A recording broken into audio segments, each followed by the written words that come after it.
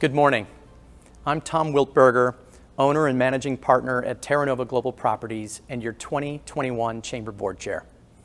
On behalf of the Chamber's Board of Directors, 700 members, and our staff, it is my pleasure to welcome you this morning to the 14th Annual State of the Community Report. This is one of the Chamber's most popular and informative events of the year.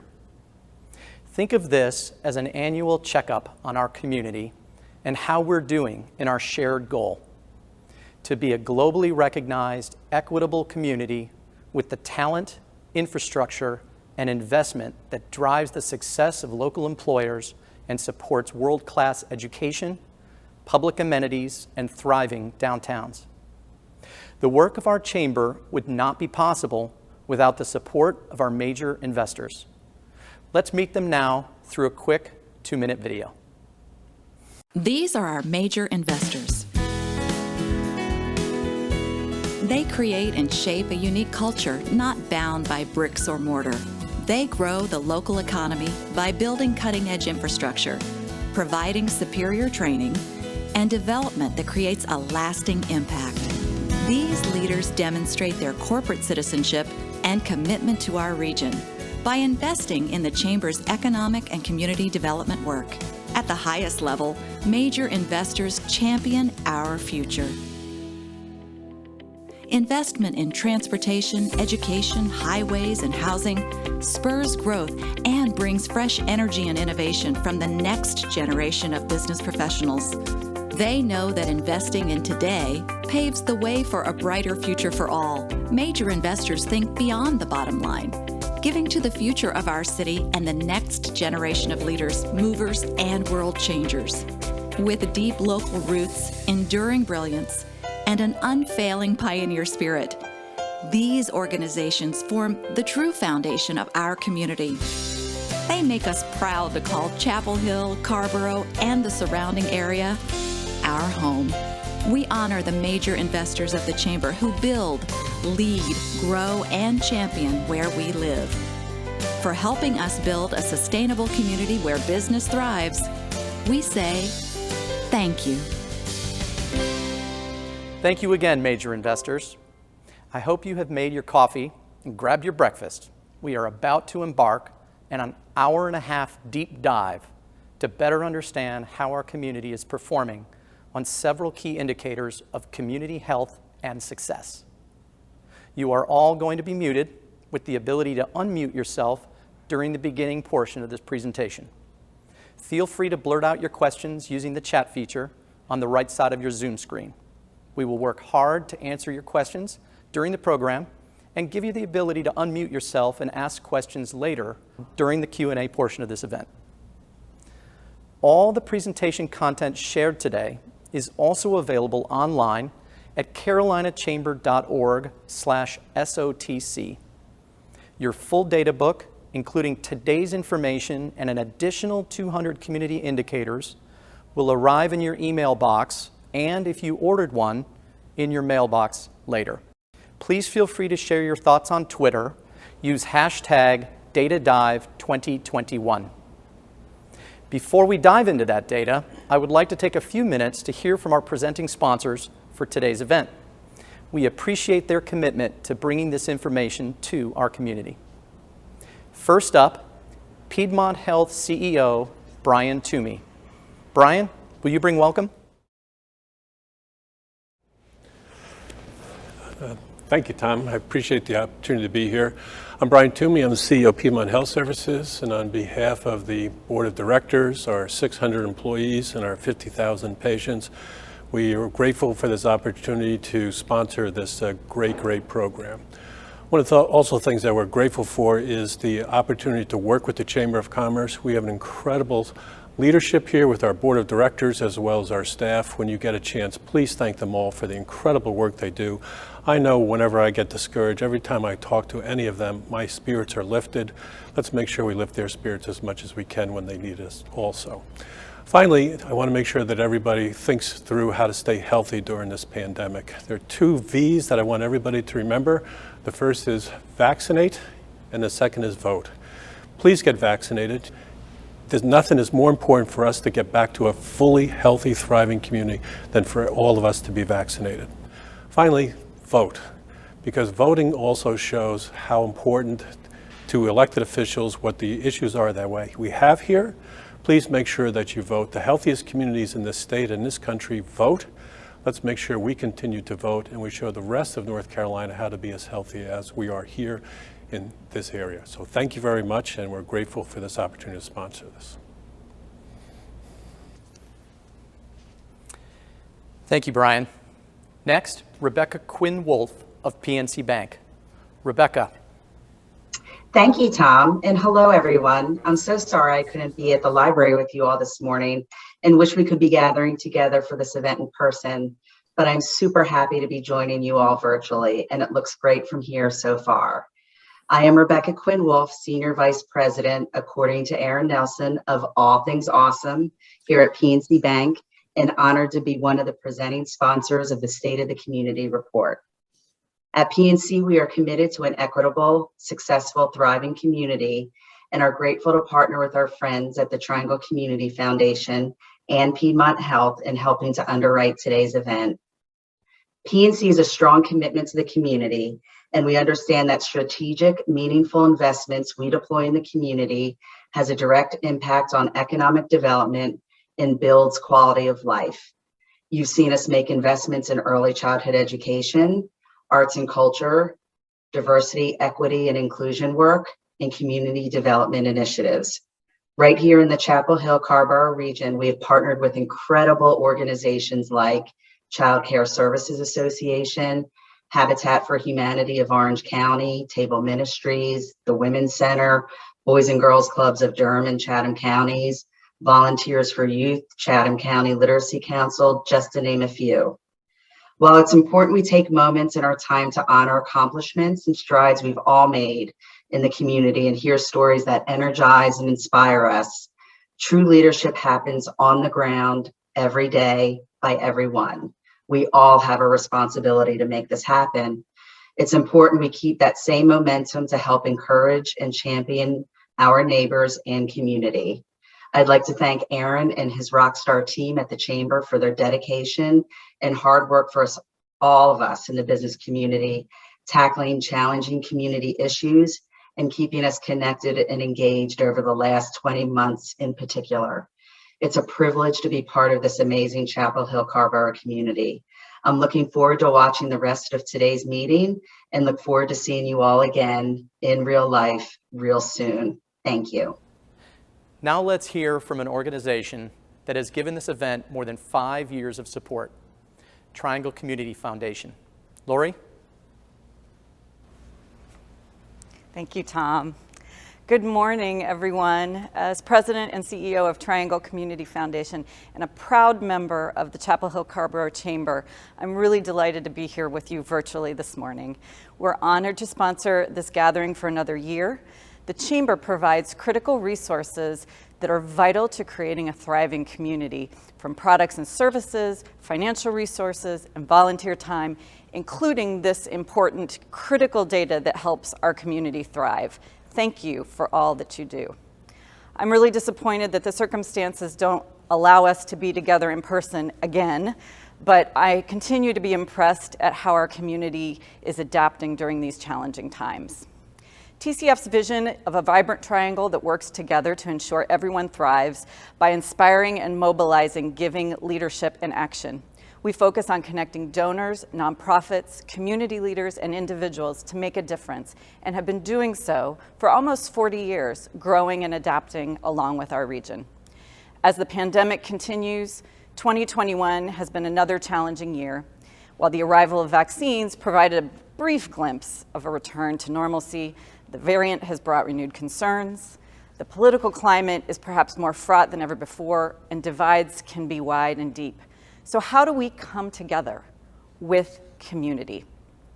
Over the past 18 months, the Foundation's discretionary funds have granted more than $2.5 million through our Fund for the Triangle to organizations making an impact amidst the COVID pandemic. And our generous donors have followed our lead. This includes many grants to nonprofits right here in Orange County. We offer many ways to give, to get involved, to make a difference. Our donors are a diverse group of passionate individuals that we call family that are dedicated to changing the Triangle for the better. Each of them has a unique story, vision, or goal, but they all have one thing in common. They believe in the power of community giving, and they have a heart for our home. And we do too. Please contact us to find out how you can get involved. I'd love to connect. Thank you, Aaron, the Chamber Board and staff, for all that you do. Stay well, everyone.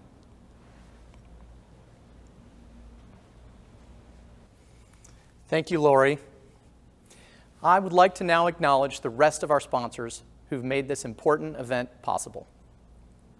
Our program sponsors, who you will hear from later on in the program: Coastal Credit Union, Durham Technical Community College, Enitech IT Support and Consulting, First Horizon Bank, Research Triangle Park, and U.S. Foods. And our contributing sponsors: Ballantine Associates, local civil engineers and land planners for more than 40 years. East West Partners, developers who brought us Meadowmont and East 54 in Chapel Hill. Go Triangle, helping us to get to and from work throughout the Triangle. Piedmont Electrical Cooperative, keeping the lights on for the people of our community. Town of Chapel Hill Economic Development. Thank you, Dwight and Laura, for helping grow and strengthen our economy and community. Enough from me. Let's get this morning started. To guide us through this data, please welcome Chamber President and CEO, Aaron Nelson. Thank you, Tom. I really appreciate your leadership in these complicated times. So welcome everybody to the 14th Annual State of the Community Report. Normally we would do this in a big ballroom at the Friday Center, and you'd be locked in your seat with a big plate of eggs and bacon in front of you, and you're not able to go anywhere. But I know that you can get up at any time you want. So we're going to keep this as interesting as possible over this next hour and a half, sharing some amazing community information and data. I want to say thank you to Critical Focus, our videography team who's helping produce today's event, and also to our data partners, the town of Chapel Hill, the town of Carrboro, the town of Hillsborough, Orange County, Carolina Demography, the Chamber's Partnership for a Sustainable Community to help make this happen today. Thank you to the Chapel Hill Public Library. Susan, their director, and I were just having a conversation about how beautiful it is here. It's now open to the public, though closed currently on Wednesdays, and their goal is really to be the community's living room, and they're doing just an amazing job of that, and we're gracious, and we are grateful with their graciousness of having us here today. So let's get started. First, a little bit of context. Some of you have been here for a long time, others of you newer to our community. We're going to be talking today about Orange County. That's us there in the orange. Throughout the day, all of the columns that are Orange County data will be orange. Chatham County will stay a dark blue, and then we're going to talk a little bit about the context around us. I remind you, it is a big county. Some of you live in southern Orange County, but it is 40 minutes to the northern border, and if you've got to Hillsborough, you're only halfway there. We'll be talking about this broader area as a community, and there's a factoid that we ask every time: who is the largest landowner in Orange County? I can hear you all, you say the university. Well, that's true, except it's Duke University. They own all of what you see there in gray at Duke Forest. UNC Chapel Hill, the second largest landowner. So we're doing this in time of COVID. I'm sorry there aren't 400 of us at the Friday Center, but congratulations to you all. Orange County is the #1 most vaccinated community in the state of North Carolina. 99% of folks over the age of 65, and in the 90s on adults. Our university is doing its part, incredibly great vaccination rates, students as well. But in that context, we're going to get started and today share a bunch of information about how COVID is impacting our community. So before I get to my part, I wanted to bring forward Dr. Tippett. Dr. Tippett is the director of Carolina Demography, and for the last 4 or 5 years, it is her team, Tom Gomes and her, who've been pulling some of this data and working with us to present it to you. So, Dr. Tippett. Thank you, Aaron, and it's good to be with you today. So for demographers like me, 2020 marked the decennial census year, and it was a banner year for us in a really exciting time. And even more exciting was August 2021, when the first results of that data were released. I'm excited to share that information with you today. And so I know for a lot of you, you just want to know the top line statistics, so we'll start with those. You should know that Orange County overall grew faster than the state at 11% compared to the state's growth of 9%. Much of that was driven by unincorporated areas in Hillsborough in particular, which grew by 59% over the decade. Carrboro and Chapel Hill also grew, but at slightly lower rates than the state. Chatham County, meanwhile, grew at about 20%. So that's what we know locally. When we zoom out to the state, you can see that over half of the state's counties actually lost population, and most of the state's population growth was fueled by the Triangle, Charlotte, and Wilmington. The fastest growing county over the past decade was Johnston County, just outside of Wake. And Wake and Durham were among the 5 fastest growing counties over the decade as well. When we look at the region, you can see that Wake and Durham here had the fastest growth rates, followed very closely by Chatham and then Alamance. Orange County, again, was among the slowest growing among these peer counties, but did grow faster than the state. When we look at numeric population increase, North Carolina as a whole added about 904,000 individuals. More than 1 in every 4 came to Wake County, and Durham and Alamance were the next largest gainers, followed by Orange and Chatham. So despite Chatham's fast growth, we're still talking about fewer numerically compared to other peers. When we look at this over the decades, we can see that Orange County's growth in 2010 was on par with the same number of people we saw in the 1960s, and a little bit below the numeric growth that we saw in the 2000s. When we look at Chatham, Chatham marked the second ever largest decade of growth just after the 2000s. So despite overall slowdown in growth at the state level, we're seeing Chatham still maintain a very steady growth rate over the last decade. Now, going from the county to the tract level, we can see some very different patterns of growth emerging. So this map shows census tract level population growth. This is about a neighborhood level, with that darkest teal really indicating high levels of growth, with gains of over 50% over the decade. And here the growth in Wake County is very visible. And in particular, you can see that much of it is in the exurban and suburban areas of the county. You see a little bit going on in Durham as you get closer to Wake, as well as portions of Chatham that are growing. But in Orange County and Chatham overall, the pace of growth is slower than it is in Wake and parts of Durham. Now, when we look at these municipality growth patterns, Mebane, particularly the portion of Mebane that was in Orange County, grew the fastest over the decade, followed fairly closest by Hillsborough. When we look, Pittsboro also grew fairly quickly and at a pace that was more than twice that of Carrboro and Chapel Hill. When we look at the number of people gained, we see still that Mebane, both in terms of percentage gain and numeric gain, is at the top, followed by Chapel Hill and then Hillsborough. So within the county, you can see that Hillsborough not only had a very high percentage gain, but also a very large numeric gain. When we look at numeric growth over the decades, we can only go back to 1970 for the municipalities. And for Carrboro and for Chapel Hill, you can see that the 2010s were the slowest decade of growth, or the least number of people gained for both Chapel Hill and Carrboro since the 1970s. Meanwhile, for Hillsborough, the 2010s were the fastest growing or not necessarily the fastest growing, but the largest numeric gains that we've seen since the 1970s. So a really big shift in terms of Hillsborough's population over the decade. So one of the things that we think about when we're trying to understand population growth is how and why that population is changing. Now, we don't have that information fully for this decade, but what we do know based on the last year of population estimates and the prior estimates were that most of the growth in both Orange County and in Chatham, as well as most of the neighbors and the state as a whole, came from net migration more than it did from natural increase, or more babies being born than people dying. So that's population growth. The other big thing that we got with the census was a first look at race and ethnicity at the local level and how that changed. So this chart's going to show Orange County race and ethnicity from the 90s all the way through 2020. When you look at 1990, you can see that about 80% of our population is white, non-Hispanic, 16% are black, 3% are Asian, and the rest fall into Hispanic or all other races, which includes American Indian and multiracial.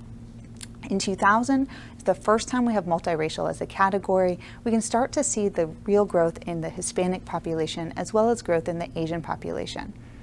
In 2010, we see continued growth in our Asian and Hispanic populations that continues through 2020. But the big story in 2020 that we saw both in our region and in the state and more broadly nationally was the growth in the multiracial population, in large part because of real diversity in the adult population, but also because of changes in how the census asked about race and ethnicity and then coded those responses.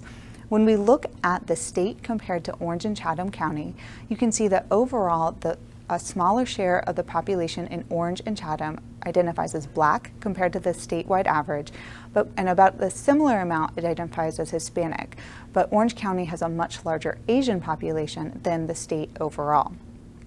When we look at our municipalities, you can see that the Asian population in the county is very heavily concentrated more in Chapel Hill and some in Carrboro than in Hillsborough, while the Hispanic population is more so in Carrboro, and then the county's Black population is higher in Hillsborough. So we do see very different patterns even within the county. Now, the last thing that we like to do based on these growth data that we have is make projections. And there's always a challenge and an inherent difficulty with the projections is because we don't really know what's going to happen in the future, but we can do our best to make guesses. And there's two really easy, basically math-based ways that demographers like me like to make guesses about the future. The first is called an exponential model, which I'm going to have to say I don't really recommend using, but we're putting it here for illustrative purposes. And that's just taking the same growth rate that we've seen over the decade and extrapolating that forward. The second is to use a linear model, saying the same number of people are going to be added every decade for each decade in the future. Now we can make that different by going using different base periods, like looking at 1990 through 2010 when we had fairly rapid growth, or we can look at the more recent decade when growth was more muted for virtually every place with the exception of Hillsborough. Now here's what the population of our communities might look like going to 2060 under these three different models. You can see here that Orange County, under any of the models, has a pretty tight variance. So by 2060, the range is about 20,000 under any of these models. Similarly, for Chatham County, you can see that the linear growth rate using either 1990 through 2010 or 2010 through 2020 is about the same, and the exponential growth rate projects a little bit more than is probably realistic. When we look at Chapel Hill, we can see that the pace of growth in the 2010 through 2020 was much slower than the 2 decades prior, so we're going to expect a population in the lower 80,000s by 2060 compared to almost 100,000. Carrboro similarly had slower growth over the last decade than the prior 2. In contrast, you can see Hillsborough. This is a clear illustration of why we don't recommend using an exponential model. And also, based on what we know about Hillsborough's overall capacity, we can even say that the linear model based on the prior decade is probably not realistic, and the decades prior may be more realistic going forward. And the real reason that we think about projections is because the overall projections tell us something about the way a place might feel. And we're thinking there about population density or people per square mile. So when we look, we do see kind of projected continued density to increase in both Chapel Hill, Carrboro, as well as Hillsborough. But even with those increases, we can see that the Chapel Hill of the future may not be nearly as dense as the other college towns that we compare ourselves to today. Thank you very much and look forward to hearing your questions. Thank you, Dr. Tippett. So let's get right into some of the information I have to share with you. I'm going to start with good news, and the first is that we are smarter here in Orange County. Well, actually, maybe not smarter, we're better educated. So what we did is we took a look at all of the college towns across America. You can see them at San Jose and Gainesville and Bloomington and Boulder and Ann Arbor and Madison, and how did we compare with them? Well, I'm excited to report that Chapel Hill has the second highest percentage of folks with a bachelor's degree or higher. You see Wake County and Hillsborough and Orange County and Cambridge. We are coming for you. I'm going to show you this slide every single year. I did see, could we possibly beat them in PhDs? And we are tied. We have, you've heard it said, more PhDs per capita than anywhere in the United States. Well, it's not true. It's us and Cambridge. And it's a lot of folks. There are 4,000 people with doctorate degrees in Chapel Hill alone, 8,000 in Orange County. Hillsborough, you got 200 of them. But really an incredibly well-educated community. A Coming with good education is incredible wages. So this is all 100 counties in the state of North Carolina. And you'll see that Orange County is the highest per capita income. Wake comes in at number 2, Chatham at number 3, Durham, and then all the way down to Hyde County. You can see the substantial difference in per capita income.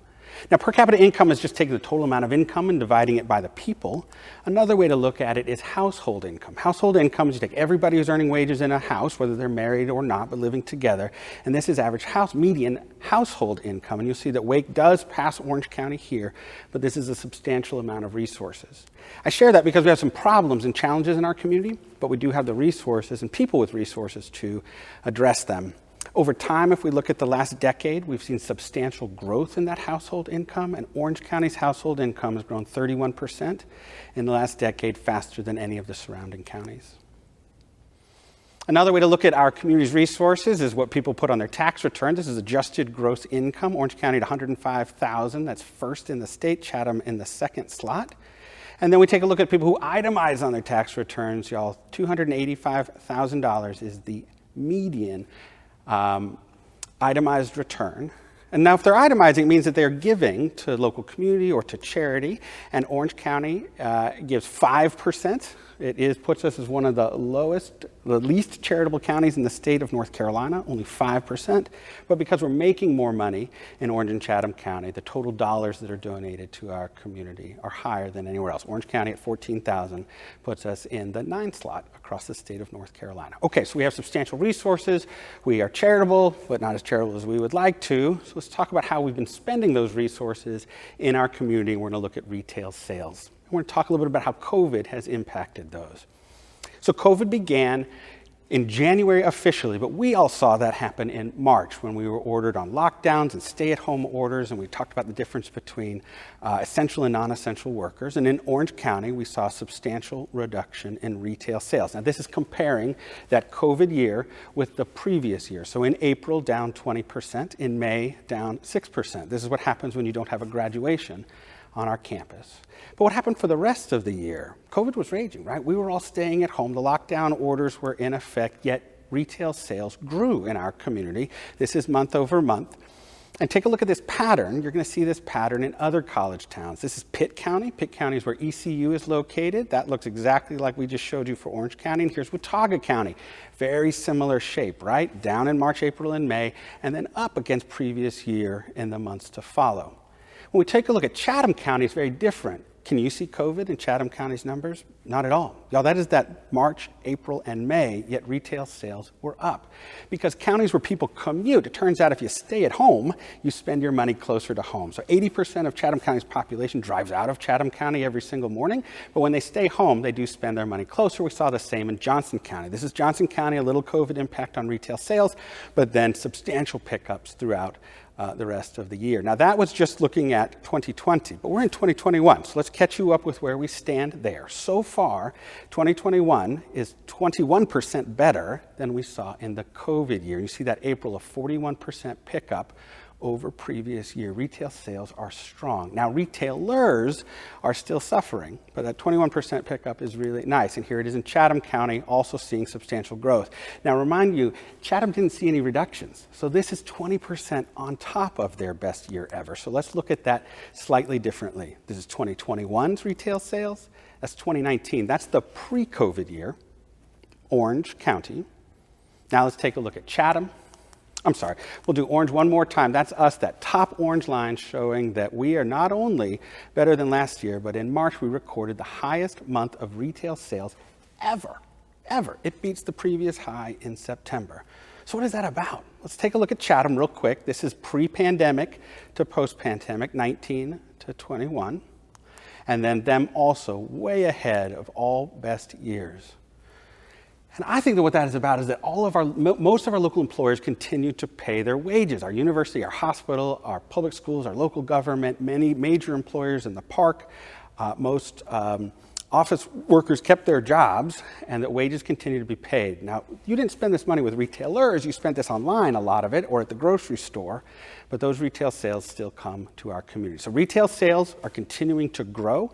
We're approaching $2 billion in Orange County, and retail sales continue to grow. You see $733 million in Chatham County. Now, how does that money get distributed? It turns out the way that we distribute sales tax revenue in the state of North Carolina, well, in Orange County in particular, is through a formula. So even if you buy it in Hillsborough, Carrboro makes the same amount of money. If you bought it in Carrboro, Hillsborough still gets paid. It comes into the county. The county keeps 60% of it. They give 9% to Carrboro, 26% to Chapel Hill. You'll see just a little bit to Durham. You might say, what is that about? Well, a little bit of the city of Durham does exist inside Orange County, Hillsborough, and Mebane. So this is the distribution model for retail sales in our community and the amount of money that comes. So Carrboro gets about $200,000 a year because there's a Walmart in Hillsborough.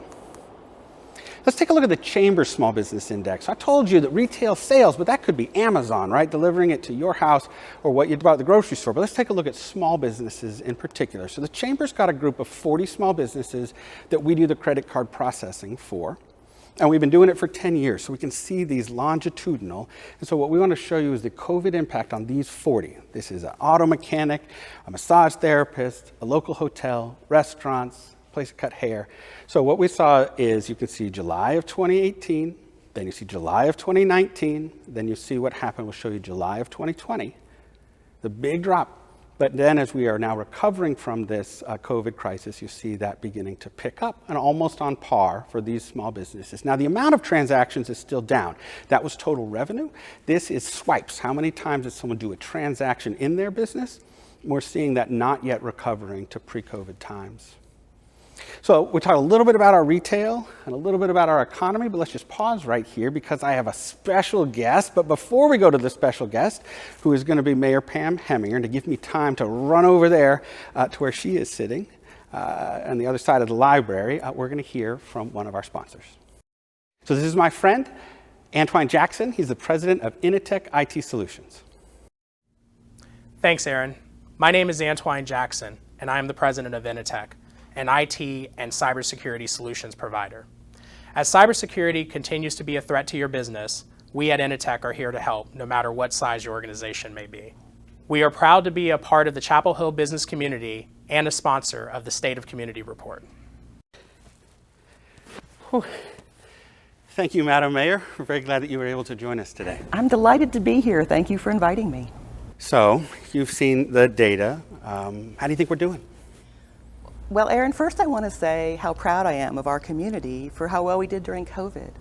We kept people safe, we fed our kids, we kept people in their homes, and through the incredible partnership and the work that the Chamber did and some other business partners, you helped keep our business and economy going. So I consider that a win-win-win during a very stressful time.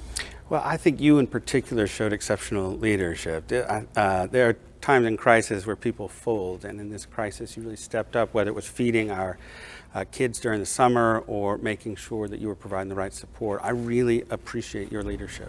Well, thank you. It took a lot of effort. I worked in conjunction with the other Orange leaders. We came up with strategies and plans, and our community responded well. I will say the other things that we really did, we put the groundwork down there so that we could come out of this recession and pandemic ready to just thrive and go ahead. Because of that groundwork, we did the Revive, which put us together with a broad perspective of business partners and community members so that we could really focus on how it was an entire recovery effort. Then we put downtown together so we could capture that wonderful university life science research and keep it here in our community. $1.2 billion a year invested in that, and do some upgrades downtown as well. You saw some of that with the video. You'll see some more coming as well. And then the third piece is that we really captured the strategic goals. We didn't stop working on those just because we're in a pandemic. So we put a climate action plan together, and then I really pushed, and we worked with Duke Energy and replaced all our street lights with LEDs during the pandemic, which reduced our carbon footprint by almost 5%. A lot more work to do on climate action, but that is where we went. And then we commissioned a housing study during the pandemic to come back and give us information. And I know you want to talk about that more. Well, I think some folks think that in crisis, we simply do crisis response, but it sounds like it's more than that going on. Investing in downtown, the Revive program is going to be really important for businesses going forward, but that you're looking further downfield. We really appreciate that. Tell me, housing report just came out. You mentioned housing, and it says we're just not building it fast enough, and if we're not careful, we're going to end up like Palo Alto or Vail or Boulder with really expensive housing. What's your reaction to that? Well, there's some other highlights from that report as well. We really wanted to find out what we were lacking, and we found that we were lacking housing for young professionals and people who work here. We put a strategic plan in place for affordable housing, and we've made really good progress on that. But now we need to shift the focus to that middle housing and that middle income housing as well. And people are coming to the Triangle area in droves, and they're looking for places to live, work, play. And we want to stay true to our Chapel Hill community, but we also need to build places to have folks in that middle income, middle range, as well as the workers in our community to be able to be successful and inclusive for the future.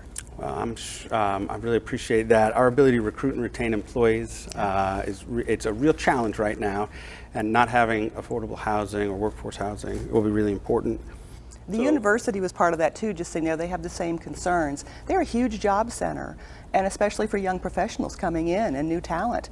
They need places to live as well, and we want them to be part of our community. So it was a partnership, again, with UNC to take a broader look about what our overall needs are, to put us in a good position for the future. I've always said that we want to have a sustainable future for this community, and that's both environmentally, economically, socially. We want to be better than just a bedroom community. So when you worry, and there's been lots of reasons to worry over these last 18 months, when you worry, what do you worry about? So I worry we're not moving fast enough on things like climate action and the housing plans that we have out there, not fast enough to get those businesses that we need to have good jobs here, that we're not thinking far enough down the road of what we can look like in 20 years. I know we did the flume, we're trying to do that, but in reality we're growing so fast.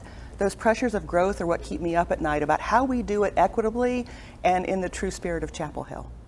So that's what you're worried about. What are you optimistic about? Looking forward, what makes you feel good about our ability to recover?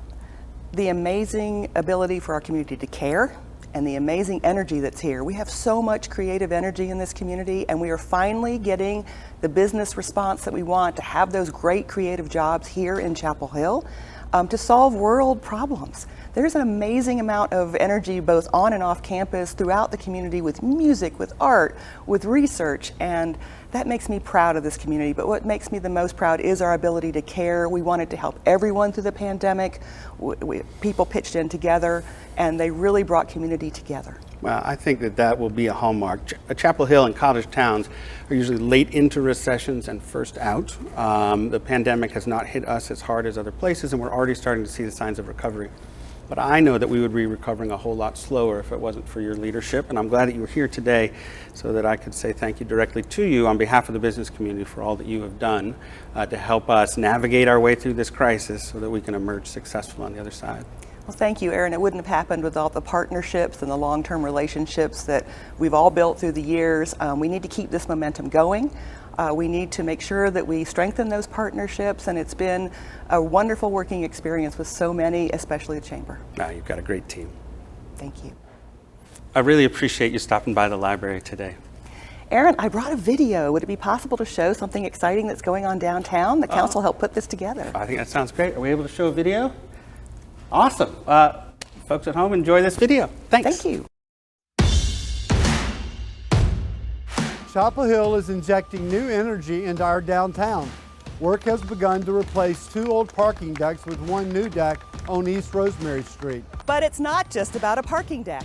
Having 800 more daily workers shopping, eating, and enjoying our downtown helps businesses thrive and increases revenues for the town, county, and our schools. The East Rosemary Redevelopment Project is a collaborative and innovative effort to combine 2 old parking decks into 1, freeing up space to build a new office building and bring new jobs here. But it's not just about a parking deck. It's about consolidating parking to make better use of nearby properties and make the downtown more walkable. By providing more public parking capacity, more parcels will be able to attract new businesses and year-round residents to our downtown, diversifying our tax base and creating a more resilient economy.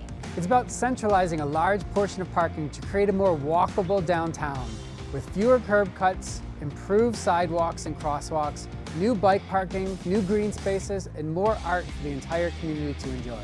But it's not just about a parking deck. It's about Chapel Hill becoming a hub of innovation. It's about the partnership with UNC to locate the new admissions office and create an expanded innovation hub on Franklin Street, bringing more visitors to dine, shop, and enjoy our downtown. And the new deck isn't just for fossil fuel cars. It will have covered bike spaces, EV charging stations, and will include the latest technology to help drivers get in and out of their spaces more efficiently. But it's not just about a parking deck. A new, bigger deck with upgraded technology will make it easier for our visitors and workers and residents to find parking and enjoy downtown. That is when they cannot use our wonderful transit system. And this comes with no cost to taxpayers with this project, paid for completely with parking fees. But it's not just about a parking deck. It's about so much more. It is about providing the infrastructure to help our downtown grow and thrive. Look for the new deck to be completed in 2022. And come see the good things happening downtown.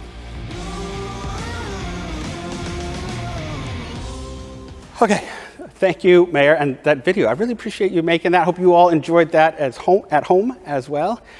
So let us move along and talk about housing. And first, we're going to talk about for sale housing, what is going on in our community. So this is transaction volume in Orange County over the last 20 years, taking us all the way up to 2020.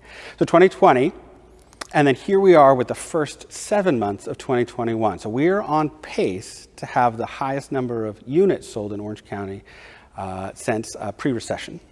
Here's what's going on in Chatham County, also on record to have a record year of transactions, but the biggest deal is price. Before I actually get to price, let me just say a word about new homes. So you saw the homes transacted. There's very few new homes being built in Orange County. You can see it here, 2,300. Chatham is doing dramatically more homes in the period since 2010. And what that means is that most of our homes are older in Orange County. Only 4% of the housing stock in Orange County has been built since 2010. And you see that 13% of that housing stock in Chatham County. What that means is that the average age of an Orange County home is 1986. That means that half of the homes are older than 30 some years, and half of them are younger than that. And you'll see what you see in Chatham County. But in terms of competitive advantage, adding more housing into our housing stock is going to really help us recruit and retain folks into our market. Let's talk about prices. So first, 2020. So this is price over time. And there was a big jump. In Orange County, we're now at $327,000. That was the median transaction in the year 2020. And here's Chatham County. Now, most folks think that Orange is more expensive than Chatham, but that's not been true for almost 10 years. Chatham County's homes the median price, transaction value, is more expensive than Orange, now at $439,000. So how did that change? Well, from 2016 to 20, so over those 5 years, Orange grew the slowest. So you see what the school district, if your home was in the school district, grew by 18%, but Durham led the way, y'all, with 37% price increase from 2016 to 2020. So let's talk about what is available. We know it is an expensive market, but it is still the case that there are a good amount of homes under $300,000. So what you can see here is 37% of the homes in Orange County sold for less than $300,000. That's how many are in the 3 to 399. This is 4 to 600 and over 600. There's a little myth busting there. There are still homes for sale. Let's actually take a look at the numbers because percentages can sometimes be misleading. So in fact, in Orange County, 237 homes sold for under $200,000. And if you combine that, 799 homes in Orange County and 271 in Chatham sold for less than $300,000. So it is an expensive market, but there remains product available under the $300,000 price range. And here's the rest of that data. But what we may really want to talk about is 2021. So let's take a look at what happened. I showed you 2020. Here comes 2021. It is $100,000 more than the median price in 2019 in just 18 months. And we're seeing this across the region. Here's Chatham County, up to $499,000 is the median price of a home purchase in Chatham County in the first 7 months of this year. Again, a $100,000 pickup. So you see Chatham over time, Orange over time. You see the Chapel Hill-Carrboro. We began tracking that school district's prices on this graph. Now, some folks say, well, the houses cost more here because they're bigger. Well, one way to mitigate against that is to take a look at price per square foot. So this is price per square foot. Chapel Hill-Carrboro City Schools leads, $218 price per square foot, and it picked up a growth between 2020 and 2021. This is just 1 year later of 17%. So looking across the region, you'll see some of the other prices that people are paying for homes in Durham and in Wake. And that price change between 2020 and 2021 was led in Orange County, 27% increase in price in just 1 year. We're going to continue to track this and report more information to you on it. But in our community, most people rent. More than 50% of the folks in Chapel Hill-Carrboro and Orange County are renters in our market. This is that percentage in the years between 2015 and 2019. And this is what they're paying in rent. On average, $1,191 is what rent was on average between the years of 2015 and 2019. We look at this in a rolling 5 years, so that gives us best year averages. And so you'll see Wake, Orange, Carrboro, Durham, Hillsborough, on average in North Carolina at $900. But how has that changed? Well, Orange County's rate has gone by 10%, Chapel Hill 12%, Carrboro 14%. In the 5 years before that period we were looking at, from 10 to 14. So what that means is that a majority of our residents are cost burdened. Now, cost burden means you're spending more than 30% of your pre-tax dollars on rent, and more than 50%, you see in Chapel Hill 57%, and Hillsborough 52% of the population paying more than 30% of their income on housing. Let's take a look at how many people are paying more than $1,000 a month on housing. It's 72% of the folks in Chapel Hill, 67% in Wake. Orange, you see that at 61% of folks paying more than $1,000 per month in rent in the 5 year period, 15 to 19. Let's talk about what fair market rent, though, is. So if you wonder what the difference is between fair market rent in Durham and Orange, well, they're the same. We use a metropolitan statistical area to calculate that. You see that there in that middle column. And what this is a calculation of how much money you need to make per hour to afford fair market rate for a one bedroom. You got to make $18.73 an hour in order to afford the average one bedroom apartment. That's up, y'all, from $17.35 just last year. So what does that mean for salary for a two bedroom? You got to be making $45,360 a year in order to afford the average. Now that is more money than 2 minimum wage workers earn. 2 people making minimum wage and never take a day of vacation who work 40 hours a week will make less than that $45,000. You see those other prices required in order to pay, in order for it to be not cost burdened. All right, so we did housing, talk about for sale and rent. Let's move to occupation and employment. These are the things that generate the revenue, and how are we doing in our community? Now, I'm not going to read through these. The data book is coming to you, but we'll include a list of the top 25 employers in Orange County, and it'll include a list of the top 25 employers in Chatham County as well. But let's dive into those a little bit more. So in Orange County, we wanted to give you sort of the industries that have the most amount of employers. There's 928 folks, businesses in the professional, scientific, and technical services. I love the name of this next one, other services except public administration. And y'all, this is a whole panoply of things from movie theaters to people providing nail salons. It's people providing professional services. Auto mechanics are in this category also. Healthcare and social assistance, accommodations, and food services. You can see sort of down the line of where the employers are in Orange County. Let's sort it a little bit differently, and let's sort it instead by where the people work. So the first one's employers. This is people employed by industry sector. And you'll see that 21,000 folks working in education services, that's our university and public schools, and then healthcare, social assistance, not surprising, with our hospital, retail, accommodations and food services, professional, scientific. I'll give you a minute to absorb. I know I'm talking really fast, sort of northern speed, southern accent. Here is Chatham County's information about the number of employers. Remember, that one comes first. Next is where the employees work, and we see healthcare, social assistance, retail, trade is where most of the Chatham County workers are working, or jobs in Chatham County. Let's take a look at what's called employer firms. So there's probably 8,000 to 9,000 companies in Orange County, But another way to look at them is only by companies with employees. So there are 2,885 employer companies, and this is how they're divided. About half of them are in Chapel Hill, 10% in Hillsborough. You see the rest of Orange County. Let's take a look at minority ownership of these. So in Orange County, 349 minority firms. This is comparing us with Chatham, Durham, Alamance, Johnson. But some of those are much bigger counties. Let's look by percent, first by percent for women-owned firms. Carrboro leads the way.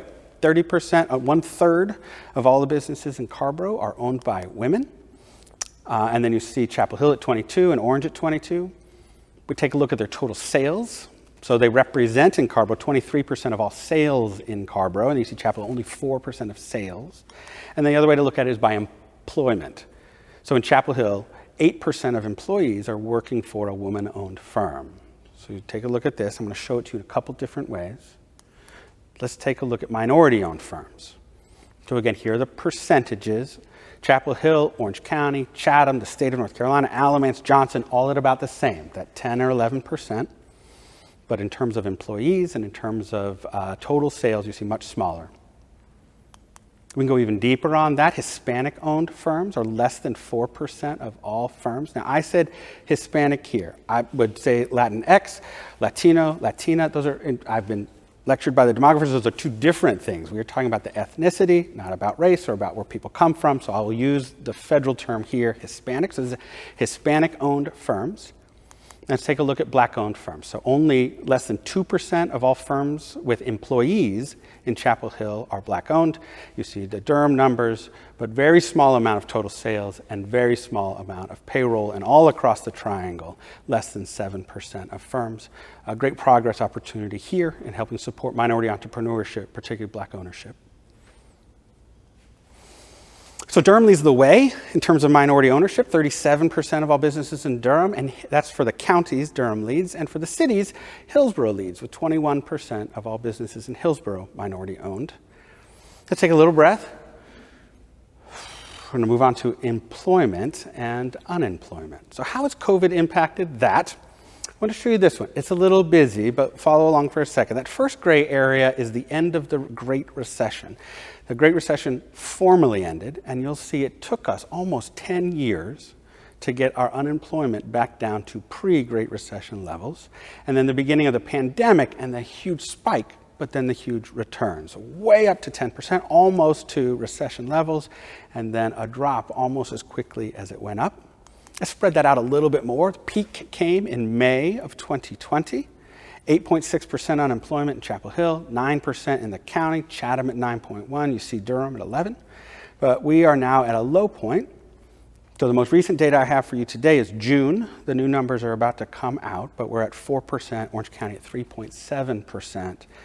That's nearing full employment. Now, folks have dropped out of the workforce, but when we take a look at the workforce numbers, that number has not declined as much as you might think. And the total amount of folks, not just looking for work, but available for work, hasn't changed that much over time. So there has been some dropout of the market for people looking for work, but we are seeing that as strong as it was before. This is the actual taking away the percent and talking about the humans. So at peak pandemic, 6,000 people woke up, 6,500 in Orange County, hoping for work and couldn't find it. We're now down to there's 2,900 people last month, wake up and looking for work and not yet finding it. And you see those numbers, 1,400 individuals in Chatham and 1,200 in Chapel Hill, real people, not just percentages. So let's talk about what jobs are available. So we have new data here for you. There'll be more of it in the data book. But we used an organization called Burning Glass to take a look at what was available. Y'all, there are 4,000 jobs available in Orange County right now. And let's take a look at some of where they are. So the top hiring employers right now, the University of North Carolina has 588 openings. Today, we pulled this just 2 weeks ago. UNC Health at 494. Talked to the president of UNC Health just recently, and she said, and some of them, you know, they're not every job that's available is still being posted. Let me be clear about that. This is probably an undercount, is what I mean to say, that there's vacancies that after advertising them for a long time, their active being advertised is probably diminishing. So there may be even more positions than this, and you see who some of the rest are. Let's look at it by segment. We'll go to Orange and Chatham County. Healthcare and social assistance has the most amount of vacancies, followed by education, followed by hotels and restaurants. And this is taking a look at specific jobs in demand. Registered nurses, y'all, is the #1 in Orange County. There are 257 openings for registered nurses in Orange County today. And in Durham County, what you see on the right side is Durham plus Orange plus Wake, Durham plus Orange plus Chatham, and you'll see software developers as the top job that folks are looking for. But those are current vacancies that are being advertised for. Okay, let's take a little break right here. You digest some of what I shared. Think about questions, type them into the chat, or save them for our conversation in a minute. We're going to take a little break and hear from one of our sponsors. Good morning. I'm Elizabeth Witzel, and I'm happy to be representing the Chapel Hill First Horizon team here today. I can't believe it's been a little over 1 year since we opened our doors with the First Horizon sign at our locations in Chapel Hill. While we'd hoped to take part in more in-person events this past year, we are very committed to the success and safety of this community. We had our doors open for business throughout the pandemic and will continue to serve the personal financial needs of our community members. As an organization, First Horizon values our partnerships with nonprofits we support and look for ways we can build upon the growth and success in our market. Community is very important to us at First Horizon, and we are thankful for the great work the Chamber provides to Chapel Hill. We will continue to look at ways we can make a difference in the Chapel Hill market and ensure we all grow together. So during that break, we were having a little conversation here about housing. And really, I want to make sure that we didn't pass over, yes, that is very expensive. And one of the challenges that we have is about supply. Remember back to that slide where we were seeing only 4% of the units have been built since 2010. There's a new housing study, and it really says if we're not going to end up like Vail or in Colorado or like Palo Alto, we're going to have to work harder in order to add more housing stock, and that will help with some of the price. Let's move to visitor services. Let's move to visitor services and talk about tourism. Now, this was one of the things that was hit hardest in our pandemic, so let's look at the numbers. So, occupancy. There's 3 key measures in tourism, and I'm going to review them all for you. One of them is occupancy. So occupancy in 2020 dropped. No surprise. The good news is this rebound. Let's look a little more specifically at that occupancy. So this is occupancy by month in 2019, occupancy by month in 2020. Holy cow, y'all, dropping in April down to 15% occupancy when our hotels were turning off the power to certain floors. And you see it lagged for the rest of 2020. But the good news is here in 2021. That orange, number 1, is ahead of light blue, but you're starting to see orange approach dark blue to pre-pandemic levels, and that is good news. We're going to see that in a couple other areas. So this is average daily rate. So you have occupancy, but then what are you charging people? So average daily rate dropped. Let me show that to you a little more specifically. So we saw this is pre-pandemic, the flows of what we charge people, but in September we were charging $150 a night, and then this is pandemic. It dropped down to $83 a night. For our hotels, but here's the good news, and why I circled it in red is that orange is ahead of dark blue, which means that 2021 in July is better than 2019 in July, and that is good signs. Let's take a look at one more way to look at that as revenue per available room. Folks in the hotel industry call that RevPAR. You'll see that a substantial drop. You cannot run a hotel at $41 a night per room on average of your revenue. And so let's look again at that set of slides. Here's the July numbers again, where revenue per available room, again, finally beating the 2019 numbers. A rough year for our hoteliers, but starting to see that improvement. Short-term rentals is a key part of our local tourism. Let's talk about what is happening there. So while you saw reductions on hotels, these folks it's been going better. So this is the average daily rate, 2019. But in 2021, charging $150 a night to stay in a short-term rental, think Airbnb or VRBO. And then this is what's called that revenue per available room, also getting stronger.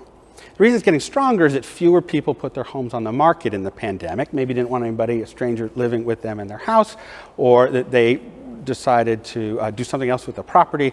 But you see the total amount of available room nights, and this is not a typo, there were 74,000 available room nights over the course of the year in 2019. That is now down to 47,000, but occupancy is up. There's some info on short-term rental. If you needed some time to process that, the data book is coming, and we can talk more about it. Okay, big pivot here, y'all. We're going to talk about something very different. We're going to talk about poverty locally and food insecurity. So we're talking about how well this community, one of the richest places in the state of North Carolina, but we also have some real challenges, so let's talk about them.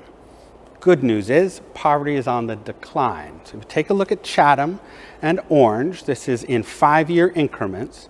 You see the poverty rate declined from 17% in 2010, now down to 13%. This pre-pandemic down to 13% in 2019. That's the most recent data we have. And you see Chatham County also dropping from 14% to 9%. So here we are comparing ourselves to our neighbors, Orange County's poverty and Chatham County's poverty, and then the neighbors. Now some folks say, well, don't students skew the poverty number? Census worker knocks on the door, how much money do you have? They say 0, and that they get counted as folks in poverty. Well, students do have some impact. The Census Bureau has a way of mitigating for that. But one of the ways we look at it is to take a look at children in poverty, which is a way to sort of take our UNC students or Duke students out of that mix. But when we look at even children in poverty, Chatham County has a lower poverty rate than we do in Orange County, and Orange County has a higher poverty rate than Wake. That surprises many people. There's great disparity between a top quintile of earners and the bottom quintile of earners in Orange County. Let's look at how that's changed as children in poverty over time. Good news is we're off of peak. You see peak in Orange County at 17%, now down to 12%. And Chatham County, as their economy has been improving, children in poverty is also down. Another way to look at poverty is the folks using food and nutrition services from our county. I want to show you those numbers. This is annual, starting in that recession. Remember, we had a recession and we had a huge negative impact, so we got to peak in 2012, and in terms of individuals receiving food and nutrition services, think SNAP benefits or food stamps, and then we were on our way back down. And then in the year of the pandemic, we're seeing a spike that takes us back in Orange County to the same amount of people that were consuming at the peak of the negative impact of the recession. In Chatham County, they similarly see the spike, but have not returned to the same level as before. So this is still 1,000 people fewer than were consuming food and nutrition services from the county in the peak of 2011 after the Great Recession. Let's talk a little bit more about this. This is about food insecurity rate. So the definition is the percentage of the population between, we're going to look at 13 to 19, that lack consistent access to live a healthy life. This is 2013's numbers. Here's 2019's numbers. And the good news is this is down. This is down leading up to COVID pandemic. But some serious reductions, actual reductions in humans. 4,000 fewer Orange County residents were food insecure in 2019 than were in 2013. And you'll see the changes in some of the other places. Y'all, that was a 20% drop, and that was because of a strengthening economy. Chatham County did see some increase, but everybody else saw some real reductions, more than 19% in almost every community except Alamance and Chatham. So I do want to say there's a lot more in that data book. There's going to be information on homelessness, homeless children. We're going to take a little bit more at food and nutrition services. There's even some stuff in there about free and reduced lunch. But for today's purposes and to keep us on time, I am going to move to schools. Okay, so we know that we have some of the best schools in the country, some of the best in North Carolina. We brag about this. Top test scores. I'm going to show you those top test scores and how locally in Orange and Chatham and Chapel Hill-Carrboro City Schools were out competing. But we're going to pull back the covers and take a look at some disparity. So let's begin with funding. Turns out Asheville City Schools spends more per pupil than Chapel Hill-Carrboro City Schools. So they are number 1, per pupil expenditure, we're number 2. But that's not for a lack of trying, because here is the local supplement. So the state gives you money, the feds give you money, you get some grant money, and then this is with the local per pupil, and Chapel Hill-Carrboro City Schools leads the way, and you see where Orange and Chatham are as well. The thing I want to focus on, we're going to focus on 3rd grade and 8th grade, a little bit about high school. In 3rd grade reading is one of the most important things. We teach you how to read until you get to 3rd grade, and in 3rd grade, if you don't know how to read, it's really hard to learn. And not knowing how to read on grade level in grade 3 The Annie E. Casey Foundation says it's one of the most important factors that determines somebody's lifelong success is whether they're reading on grade level at grade 3. So let's take a look and see how we are doing. So first, how were we doing before the pandemic? So it's one of the best school districts. I'm going to show you both Chapel Hill-Carrboro City Schools and Orange County Schools, both in Orange County, North Carolina. 74% of kids reading on grade level, 52%. I gotta think we should be doing better than that. There were no end of grade tests in 2020, but this is the reduction. We dropped from 74% to only 63%, and a big reduction in Orange County schools where only 39% of the children who were tested were reading on grade level at the end of last school year. Let's take a look at our neighbors on that end of grade reading. So Orange County schools, you see there that 39 we just showed you, Chapel Hill, the 63. That puts us above everybody else of our neighbors. You see Wake County close behind at 60%. But, and that's if you get a 3 or better on the test. You also can get a 4 or 5 on the test, and they call that college and career ready. Now, I don't know how a third grader is college and career ready, but that's what we're going to call it. It's called college and career ready. You get a 4 or 5 on a 5-point test, and you'll see where we stand compared to our neighbors. So take a moment to scan that. Let's disaggregate for race. So reading on grade level by grade 3, this is Chapel Hill-Carrboro City Schools. So I showed you that everybody was reading at about 70%. But when we disaggregate for race, only 30% of the black children in Chapel Hill-Carrboro City Schools are reading on grade level. And 34% of the Hispanic kids, 71 Asian, 78 white. So at Orange County schools, not much of an Asian population, so the data doesn't report. Black children, only 17% reading on grade level by grade 3. 15% of Hispanic, 57% of white. This is Chatham County schools, doing better than Orange County schools, but still slightly underneath Chapel Hill and Carrboro. When we talk about an achievement gap, this is what we're talking about. So I'm going to share a little bit more about that. So let's go to that black student. This is students' performance over time, disaggregated for race, and the substantial drop. Black student performance, y'all, in the pandemic dropped 27%. Hispanic students dropped 8 percentage points. Everybody dropped 11, but a precipitous fall for the black children in our community. Another way to look at that is the gap. The gap is the point difference between white student performance and minority student performance. So let's first take a look. There's Chapel Hill-Carrboro City Schools over time. So the gap, this is Hispanic kids, it actually narrowed. So you see 46% point difference, and now in the pandemic, 44. We got narrower. This is what we're wanting to see. There's Orange County schools and Chatham County schools, but a lot to be proud of. The white Hispanic point gap narrowed. When we take a look at for black children in our community, that did not narrow, it in fact widened. So you take a look at Chapel Hill-Carrboro City Schools, the gap was 30%. We've been making huge progress, a drop from 58%, got it down to 30. But in the year of 2020 and then the pandemic year of learning from home, you'll see pretty substantial change. The point spread between white children's performance and black children's performance is now 48 percentage points based on this test, third grade reading, just based on this test. Let's take a look at 8th grade real quick. This is something to be really proud of. This is how we are in 8th grade math, end of grade. You see Chapel Hill-Carrboro City Schools ahead of the rest. Orange County schools on par with Chatham. And this is college and career ready. Let's take a look at how that has changed over time. There was a reduction, we weren't liking it, and y'all, it fell off the table in the pandemic year. Only 11% of the 8th graders in Orange County schools were judged to be college and career ready on 8th grade math, and you see the number in Chapel Hill-Carrboro City Schools dropping below 30%. These are substantial reductions and things that we need to be concerned about, figuring out how to address. I share this one only because it is heartbreaking. Y'all, this is black student performance, 8th grade science test. Look, 2014 to 2019, that's unbelievable progress. And then to be set back by what happened in the COVID year. Just showing you again and again, we're gonna have to address this issue as a community. Final, I'm gonna look at is high school. So one of the bits of bright news is our exceptional performance in ACT score in Chapel Hill-Carrboro City Schools and also in Orange County Schools.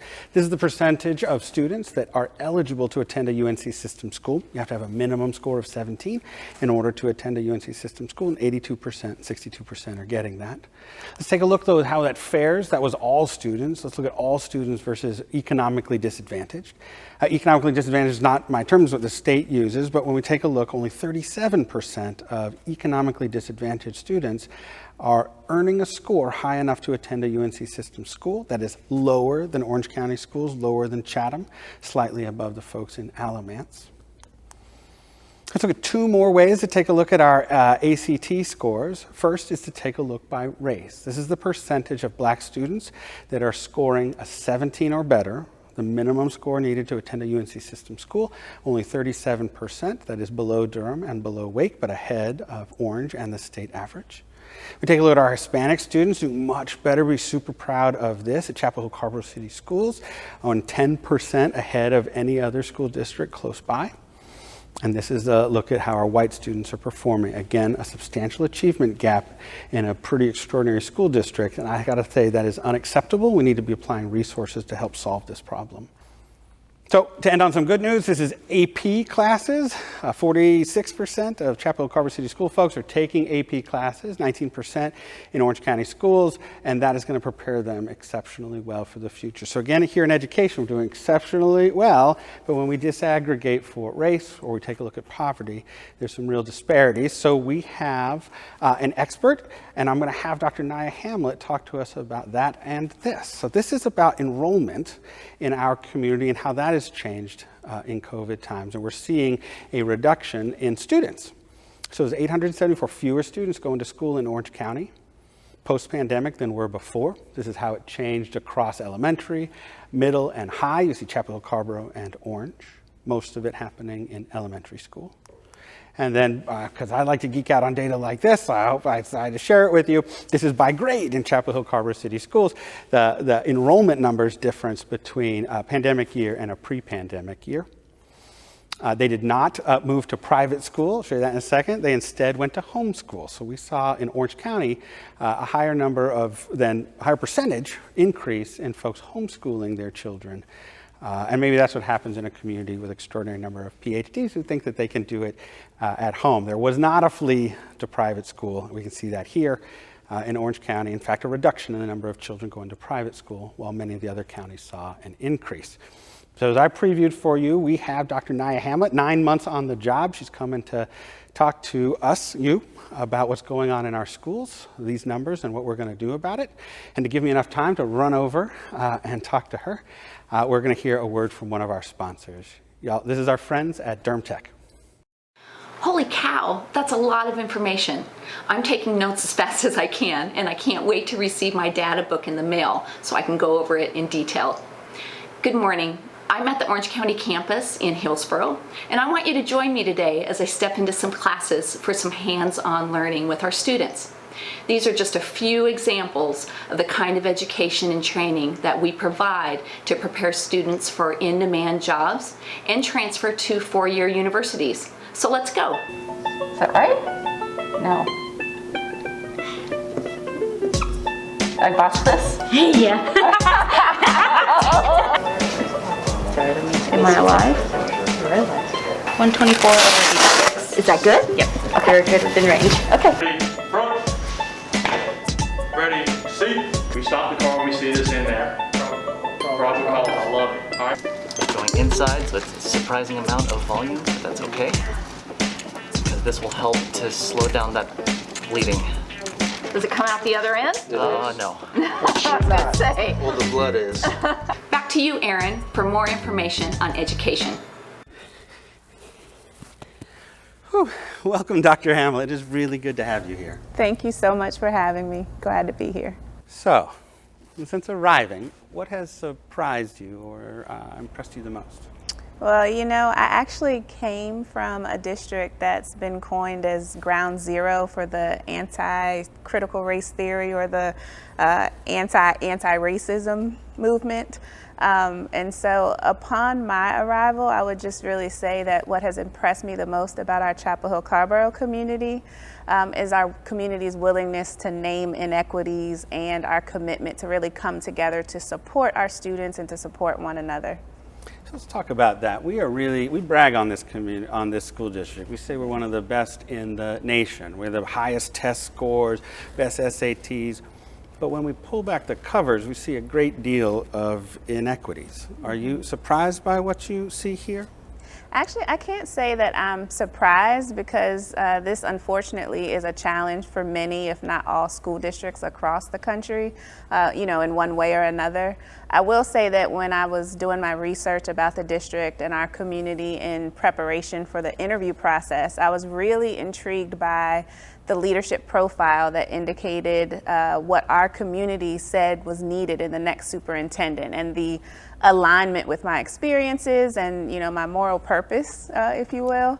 And just with that said, the community's desire for a focus on anti-racist equity work, on school-based mental health and wellness, and of course on best instructional practices in serving our students with disabilities, that's really aligned with that data that you mentioned. So my primary takeaway from all of my conversations and school visits and community meetings is that we really have an amazing foundation upon which to build. And it's really about creating that welcoming, affirming, and high quality school experience for every child. Now, of course, we all have heard it said many times before, as you've mentioned, that CHCCS is a really good school district for most kids. But our mission is really to make sure that our district is an exceptionally great school district for every single child. So let's talk a little bit about that. Reading on grade level in grade 3 is one of the most important things, right? We teach you how to read until grade 3, but you got to know how to read in order to learn after grade 3. And we are seeing big declines in pandemic testing, and then also great disparities, but declines across the board. Less than 50% of our children reading on grade level by grade 3. What might we see under your leadership, might we expect to be different going forward?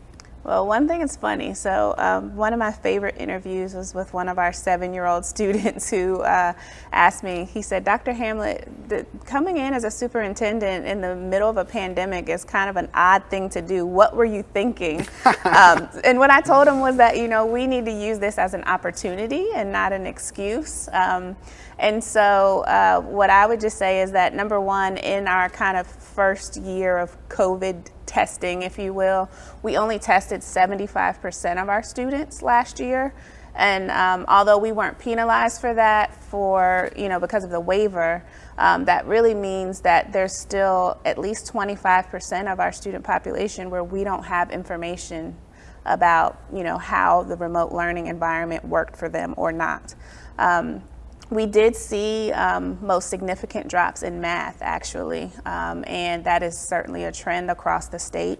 But again, in that spirit of not using this as a excuse and using it as an opportunity, one of the things that we're really looking to do is ensure that we are moving forward with accelerated learning rather than remediation, if you will. So I'm big on language, and a lot of people talk about the difference between learning loss and unfinished learning, or accelerated learning versus remediation. And we're really focused on accelerated learning and making sure that we're meeting our students exactly where they are and not worrying about, what they may need to make up or do over again, if that makes sense. Do people need to do big things different, like that require summer school, or the way that we've sort of always done it in 9 months, will that be enough to help address this? I don't think so. We've talked a lot about, with that accelerated learning, looking at extended day, week, and year opportunities for our students across the board. We know that our teachers and our staff are already saying it's only 3 or 4 weeks into the school year and they feel like it's March, right? Some of our students and families are saying the same. So we certainly have to do things differently and give extended learning opportunities to our students so that we can, like I said, meet them where they are and really support them in the way they need to be supported. What role would you like to see the community play in supporting you and the school system while you guys are trying to make sure that all students can learn and succeed here?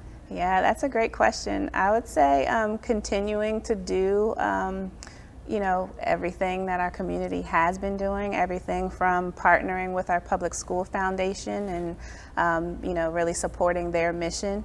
The Big Bold Ideas group, right? So connecting with our business partners and our CTE community so that we are focused on, you know, workforce development, so that we're focused on closing these gaps, and so that we're, you know, seeing that alignment in those areas. I've also done a lot of work with our interfaith leaders in our community, so continuing to be advised by them and receiving information about how we can better support our beautifully diverse community.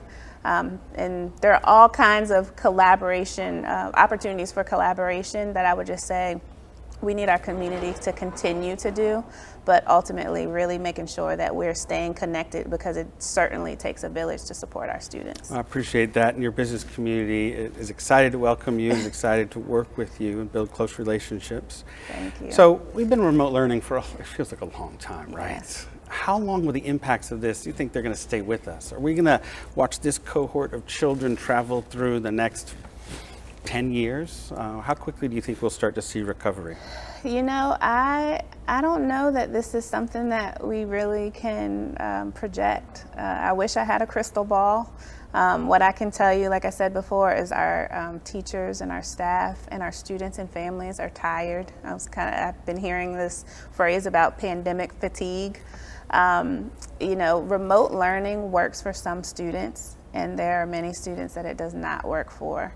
I think one of the things that we need to make sure that we're doing is, again, ensure that we have that welcoming, affirming, high quality learning experience for our students, and that we're really focused in on the safety and physical and mental wellness of our students and staff.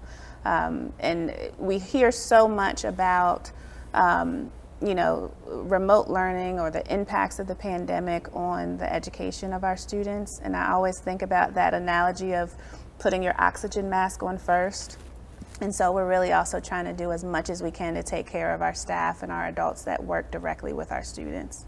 Well, I appreciate that. On behalf of, you know, in the pandemic, I had one in middle school, one in high school, and my wife teaching in elementary school. So you feel our pain.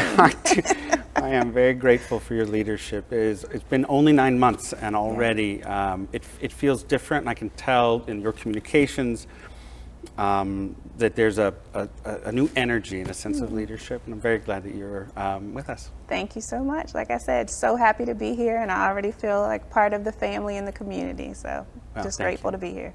So I really appreciate you coming down and spending some time with us at the library today. We're so glad that you have moved to our district.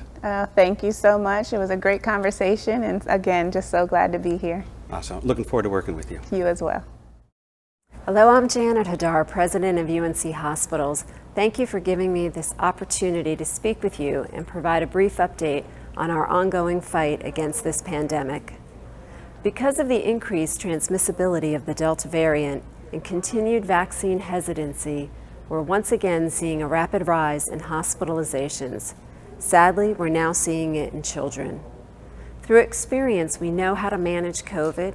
We have ample PPE and have adjusted our operations to be able to ebb and flow with the needs of our community. However, our employees are fatigued, emotionally and physically. They're disillusioned by the perceived lack of support from the general public. Our ability to provide care is limited due to significant staffing constraints. We've had to close beds, and we've once again reduced our non-emergent surgeries and procedures. Though we have plenty of vaccines and monoclonal antibodies available to reduce the tragic impact this virus has had on our state, the uncertainty of the future has our workforce concerned that the worst isn't over. I want to thank our local leaders in Orange County. They've managed to delicately balance implementing sound public health measures with the very important and necessary economic and educational needs of our community.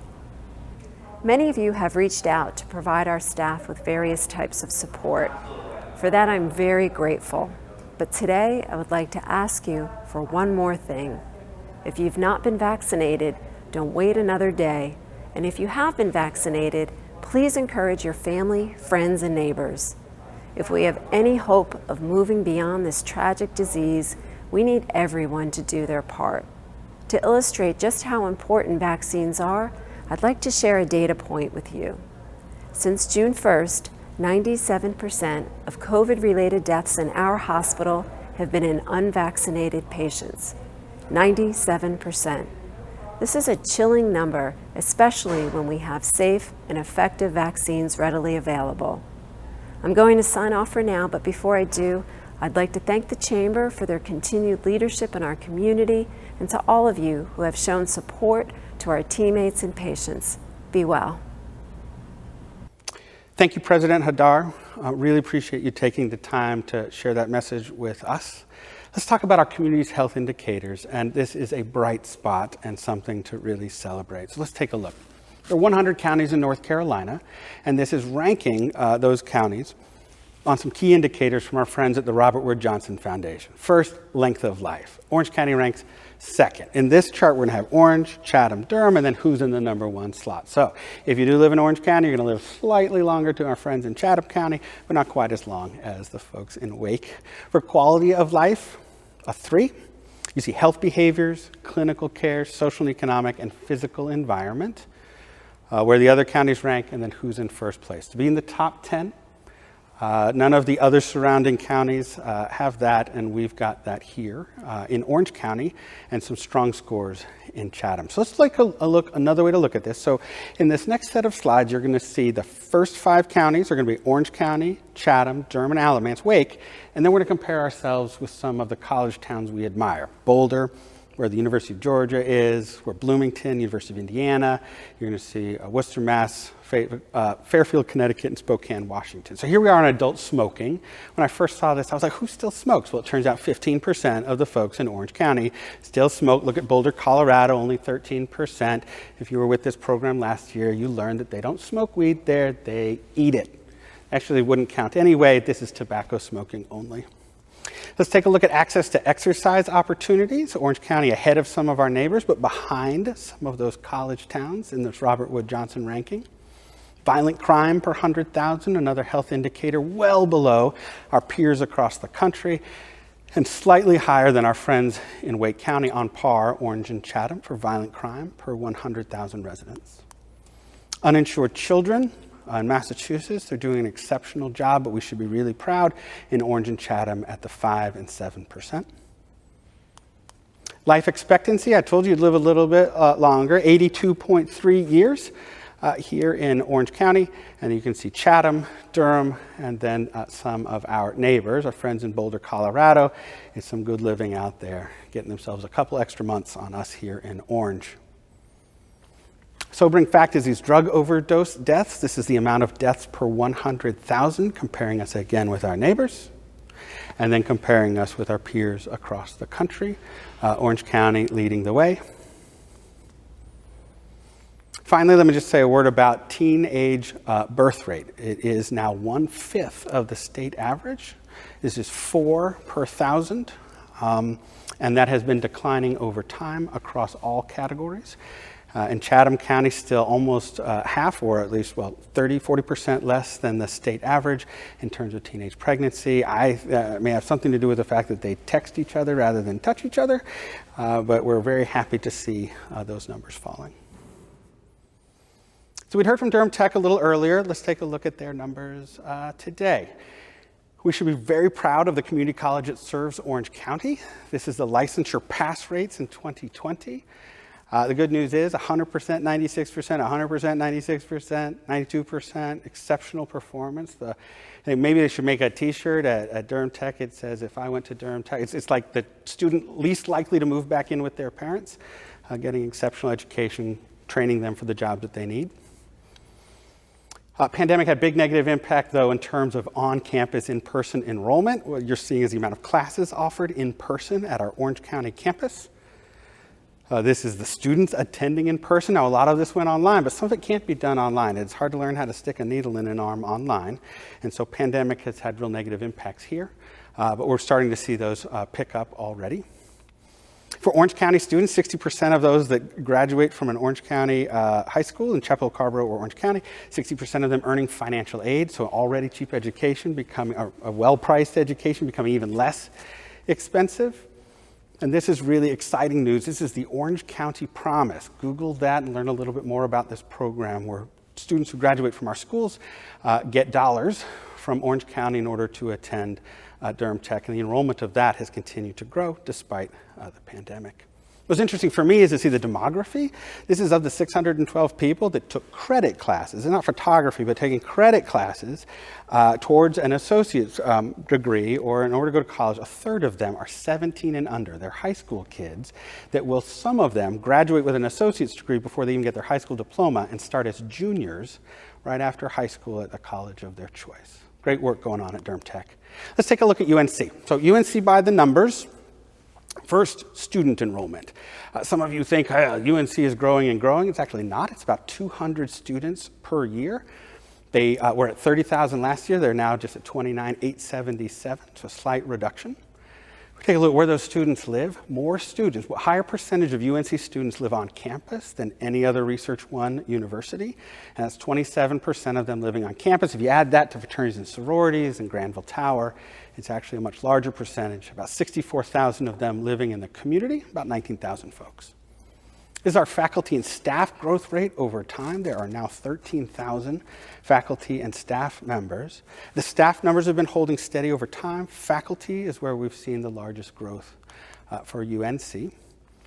It's still the case that 45% of UNC students, faculty and staff live inside Orange County. That means that 55% of them are commuting from outside of Orange County, and we're going to talk about some commute data here in a minute. But let's take a look at how that has changed over time. So I said it was 45 in Orange and 55 out. But if we take a look from 2015 to 2019, there were about 850 additional employees. Where did they come from? Well, most of them came from Wake County and Durham County, and places not on this list, that other counties, and a reduction in the amount of people coming in from Chatham. The commute shed is changing. We've got to pay close attention to that. More information on that in just a minute. Research at the university are now almost at $1 billion, and the multiplier of that in our economy is extraordinary. This is the amount of money that they get from the state of North Carolina. It's about $500 million, and it stayed steady, y'all, since 2009. In fact, it's a little bit less than the revenue that they got, the resources they got from the state in 2009. The total operating budget has been growing substantially. This is now a total operating budget of $3.4 billion, and that darker line along the bottom is the one I just showed you. That was at state funding. Here's total funding in relationship to state funding.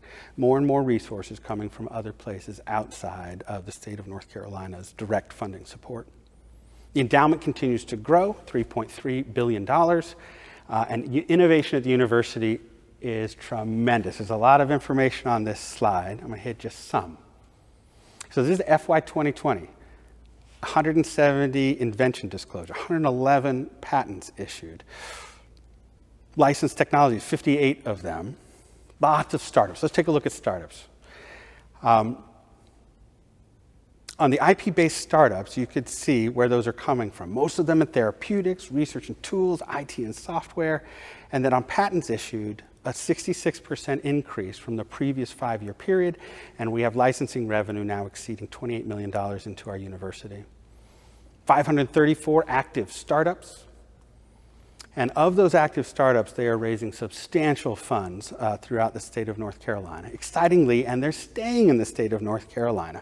443 of those startups from UNC Chapel Hill are headquartered in 29 states in North Carolina. And almost 70% of the ventures that were launched are still active and generating substantial revenue for the state of North Carolina. Thank you, UNC. Incredibly innovative, and more to come. What the mayor was talking about, what's going on in downtown, really exciting.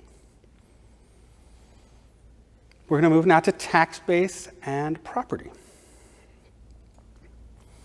So, folks that live in Chapel Hill like to tell other people that Chapel Hill has the highest tax rate in the state of North Carolina. People in Carrboro say the same thing. It's not true. So let's take a look. These are, and you probably can't read them at home, but these are the tax rates of cities in North Carolina. Huntersville at 24 cents, Cary is 35 cents, Raleigh 35.5, Apex, That's Gastonia, there's Durham, there's Chapel Hill. 54 cents is the city tax rate, so that's what Chapel Hill is applying in a tax. Hickory, Wilson, there's Carrboro at 59 cents. Greensboro, Rocky Mount, Salisbury. Salisbury, 72 cents is the tax rate. Now, for those of you not from North Carolina, you know about the millage. We do ours per $100 value. And so this is the tax rate per $100 value. So you see Chapel Hill-Carrboro, Hillsborough are in the middle, so it's not the highest tax rate. However, if you live in Chapel Hill and Carrboro, you don't just pay the local tax rate, you also pay the county rate and the school district rate. So when we combine those, let's put that now up here. There's Hickory, that's the county plus the city. Cary County plus the city, Raleigh County plus the city. We'll continue. Burlington, Wilson, Rocky Mount, High Point, Greensboro. There's Chapel Hill, there's Carrboro, and there's Hillsborough. So this is what folks are talking about when they say that they have a high tax rate locally. It is the combined school district tax plus the county plus the city. And that now in Hillsborough, Carrboro is like, shoof. Hillsborough this year for the first time passes Carrboro as the highest tax rate that we are seeing when we are surveying cities across the state of North Carolina at $1.4879 per $100 value. The impact on the homeowner, though, is what if you applied that rate to the average home? So in Hickory, if you take the tax rate and you apply it to the average home value, that's what someone pays in Hickory. Let's work our way through these. This is what you'd pay in Raleigh. That's that tax rate applied to the home, average home. And here's where it becomes particularly painful is $5,000, the average tax bill in Carrboro, 52, and then Chapel Hill at 66. Because this is applying a high tax rate to a high valued property is what the big difference is here. So say to your friend, it is not Chapel Hill and Carrboro on Hillsborough do not have the highest tax rates in the state. The cities don't. But the combined impact is what we intend to show you here. And forgive some of my editorializing about it. I should let the facts stand for themselves. This is that tax rate applied to the average home value. Let's talk about a little bit about the tax base and some changes that are taking place. I'll orient you to this slide. Commercial, apartment, and residential. And this one's Chapel Hill.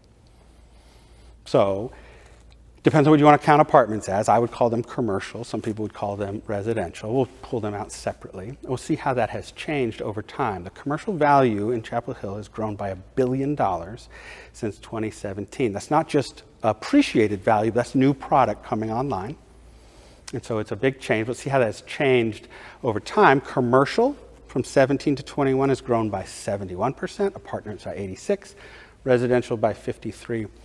A lot of folks talk about increasing the residential commercial tax base. You know, what is the relationship between the two? Well, they'll never get any closer if residential is growing faster. But this is the good news for those who want to close that gap, is that commercial is growing faster than residential in Chapel Hill.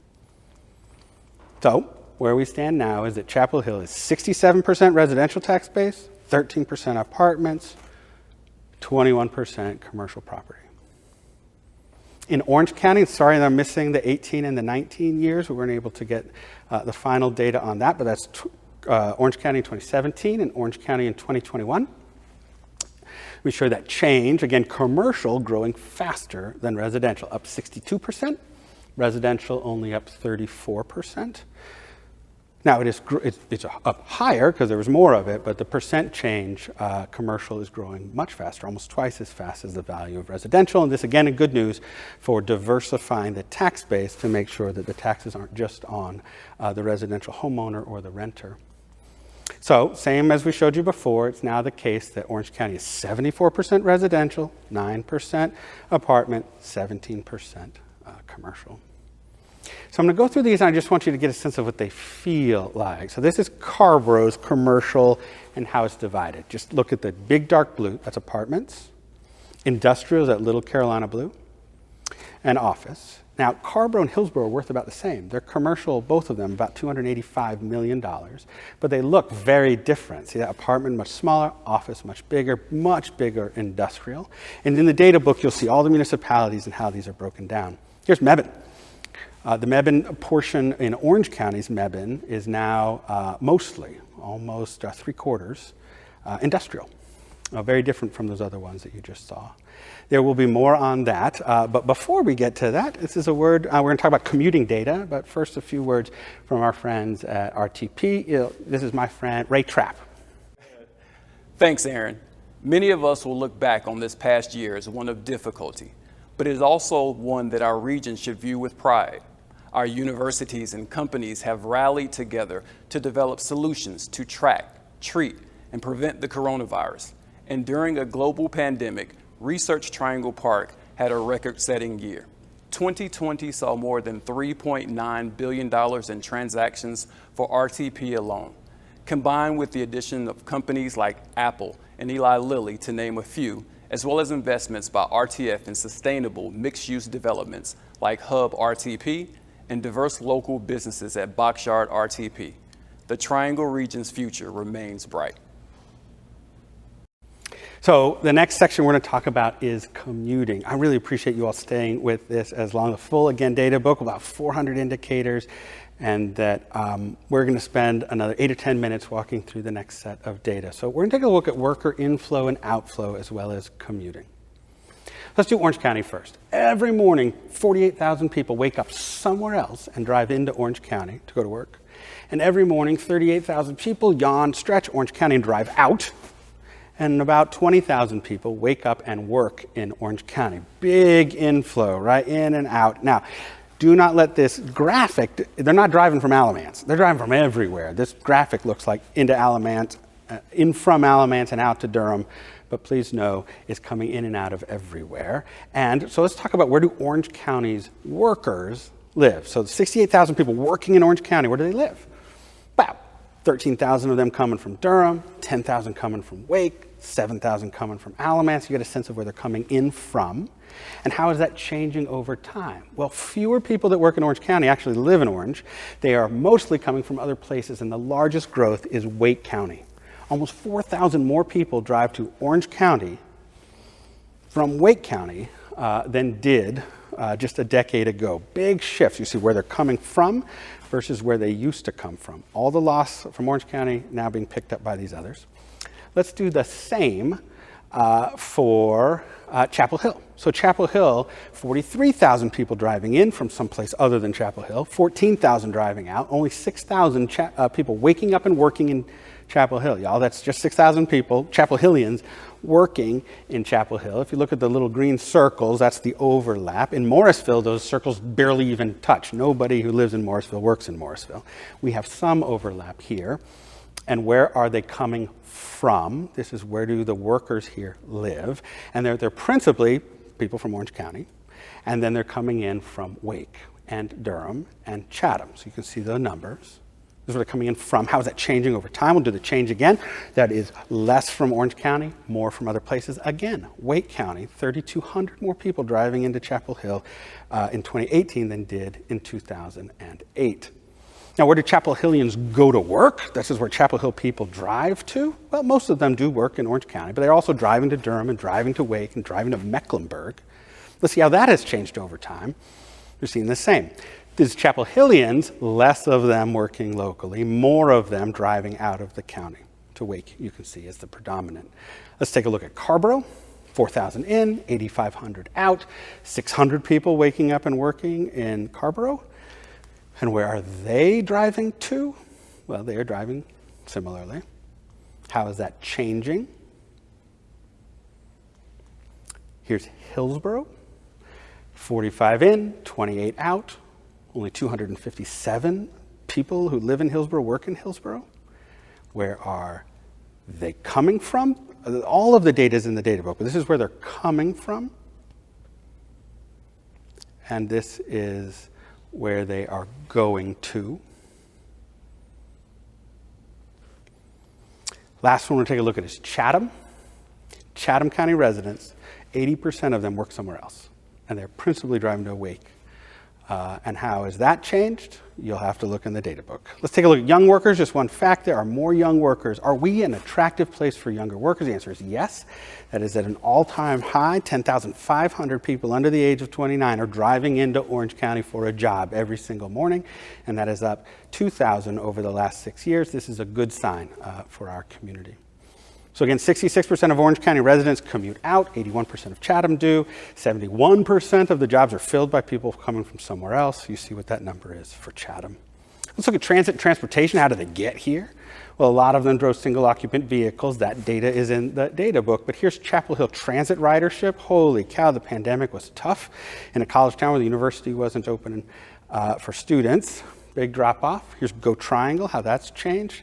Well, let's put these two things together. Go Durham, Go Triangle, and Chapel Hill Transit, huge negative impacts in the pandemic year on ridership. Now we're starting to see that pick back up. That's Chapel Hill Transit's ridership on that Carolina Blue line. Went down from like 700,000 people a month to just 15,000 people a month, but starting to rise again, approaching 200,000. Okay, from Coastal Federal Credit Union, our friend Creighton Blackwell. Thank you, Aaron. And good morning, everyone. My name is Creighton Blackwell, Chief Culture and Impact Officer at Coastal Credit Union. And we also bring you welcome for being part of this report this morning. I know so far you've heard a lot of data. Well, I want you to continue to sit on the edge of your seat because guess what? We have even more data to be able to talk about. But the key part of this and why it's so important to have all this data is because it gives us all the information that we need to make sure we're making the impacts to better our communities that we all strive to want to do. That's what brought all of us here together. That's why we at Coastal are so honored and so excited to always be able to come here and sponsor this type of event, because we understand collaboration and understanding all of this is how we make the best decisions for each one of us, each one of what we represent, and how we continue to build on this state of our community. So we thank you once again for that participation, and we thank you not for what you all are doing today, but also for what we will continue to do with this great information that we're getting here today. So thank you once again. We're proud to be a sponsor, and we look forward to continuing to work with all of you to better the state of our community. Thank you all. Thank you, Creighton. Rounding out this presentation, I'm not going to say much about crime other than it is down. There's more information coming to you, but we are seeing Orange County a 10-year low on violent crime. Chatham County's violent crime has been rising, but is again tipping downward. This is property crime is down 40% in Orange County, down 40% in Chatham County from 2010 to 2019. You can look at total incidents by department. I'm not going to read those to you, but you can see Chapel Hill PD and University by every kind of everything. We're going to be in that data book. Let's talk a little bit about land use. First, I told you it was a really big county at the beginning, but did you realize that 91% of Orange County is unincorporated and only 5% of the land mass of Orange County is in the city limits of Chapel Hill? Yet it makes up 50% of all residential units. So our residential, as you know, is concentrated in the southern with a big center of Hillsborough, but that's unincorporated. And here it is, the housing distribution, very different than the incorporated portion. This is where the housing units are in Orange County. The amount of protected land in Orange County is continuing to grow. 25,000 acres are now permanently or partially protected. That is now 9, almost 10% of the total county under protected land. Excitingly, farming is growing in Orange County. So from 2007 to 2017, there are 80 more active farms in Orange County than there were just 10 years ago, and they are farming more acres. We're almost at 70,000 acres of Orange County in farm, and they are making more money farming in our community. So surprising information for some folks, but thriving farm community in Orange County. A little bit about renewables. While we love them in Orange County, we don't make a lot of them here. You'll see that our other counties around us are doing dramatically more work in producing megawatts of power from renewable sources. And since we're talking about farms, and we're talking about being a good steward of the land, and we're talking about food systems, let's hear a word from our friends at US Foods. Hi, I'm Randy Wilder. I'm the District Sales Manager of Chapel Hill-Carrboro for US Foods. At US Foods, we're so very proud of the partnership that we have with the Chapel Hill-Carrboro community through the various restaurants, hospitality, and food service establishments, but also with the Chamber of Commerce. We're especially proud of how we've been able to rally together through this recent pandemic and support so many businesses in such a challenging time. We're so appreciative of this community and excited for the bright future ahead. Thank you, Randy.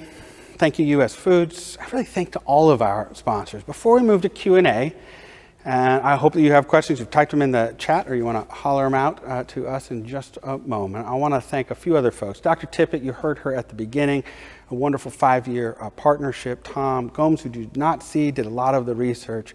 On our side, Jensen Anderson, a superstar who helped create and put together all of those slides, not just the ones you saw today, but the ones that you are going to get in the mail or emailed to you today. Rebecca Dickinson helped partner our underwriters with this program. Mackenzie, Ori, they're new to our chamber staff and helped produce today's event.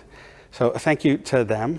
Thank you also Piedmont Health, PNC Bank, and Triangle Community Foundation. They're our presenting sponsors. Our data partners, the town of Chapel Hill-Carrboro and Hillsborough and Orange County, and Carolina Demography and the Chamber's Partnership for a Sustainable Community. Coastal, Durham Tech, Enitech, First Horizon, Ray at RTP, US Foods. We're so appreciative of your help in underwriting our work today. Final thanks to Ballantine, East West, Go Triangle, and Piedmont Electric, and Chapel Hill Economic Development, Dwight, Laura. It's a wonderful partnership. Thank you all. So let's move to some Q&A. I'm going to leave here, go sit down, find a laptop, and take some of your questions. Thanks, y'all.